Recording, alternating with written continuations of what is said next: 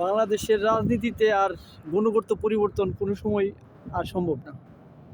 যে দেশের মানুষ 500-1000 টাকার বিনিময়ে দুর্নীতিগ্রস্ত লোককে, ডাইপার পরা লোককে ভোট দেয় আর যোগ্যতা সম্পন্ন লোককে সংসদে আনার চেষ্টা করে না, এ দেশের রাজনীতির গুণগত পরিবর্তন আপনি কীভাবে আশা করবেন? এ দেশের মানুষের কপালে সারা জীবনেই এরকমই থাকবে। দুর্নীতিগ্রস্ত হিসেবে আমরা সারা জীবনই থাকবো। চাঁদাবাজি হবে, সন্ত্রাসী কার্যকলাপ হবে, এর জমি দখল, এর বাড়ি দখল, এই রাজনীতি কালচার আজীবন চলতে থাকবে। এটা কোনো দিনই হবে না। এবার যেহেতু বাংলাদেশের মানুষ পছন্দ করে নাই, 500-1000 টাকার বিনিময়ে যেহেতু ভোট বিক্রি করে দিছে,